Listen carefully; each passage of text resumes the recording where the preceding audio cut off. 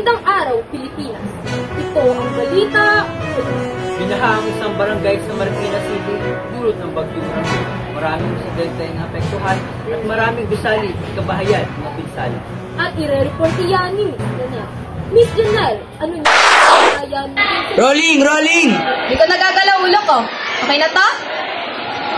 Maraming salamat, Miss Ayesha at Mr. Vincent. Ngayon ay narito tayo sa Malayan Street, Barangay Marilag, Marikina City. At ngayon ay ating kakausapin ang SK ng kanilang barangay na si Miss Faye. SK Faye, ano na nga ba ang kasalukuyang kalagayan ng pagbaha sa inyong barangay? So, ang sitwasyon po natin ay hanggang bewang na lang po ang baha. At ang mga pamilya po na nasa lanta ay mga nasa evacuation sa tulog. Nakikipag-ugnayan na rin po kami sa barangay officials and rescuers para sa relief distribution at paglilinis po sa mga apektado. Ngayon naman ay mag-review tayo ng rescuer na handang-handa pa rin tumulong sa kabila ng sakuna. Ano naman po ang sitwasyon nila ngayon? Mabuti naman po ba sila? Masamang umaga sa ating lahat. Ngayong araw ay nandito tayo sa Malayan Street, Barangay Marilag. At kung mapapansin ninyo ang ating kapaligiran ay bahang-baha na. Kung kagahapon na level ng tubig ay hanggang bubong.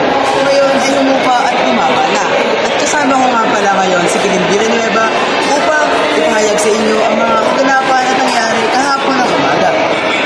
Sa kasalukuyan, meron na tayo nare-rescue na 61 katao. At sa kasamaang palad ay meron na rin nabawian na buhay na nasa igit 4. At meron na rin nakakasakit na tinatawag ng leptospirosis.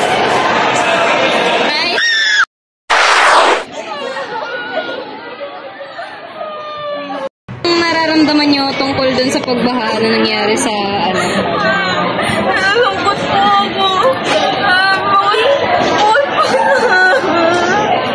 Bukod po sa lubog na po yung bahay namin. Wala po kami naisal po kahit anong gabi. Yung mga kasama ko po sa bahay nagkakasakit na dahil sa baha.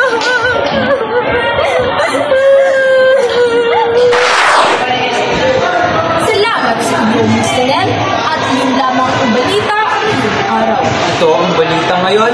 Maraming salamat po.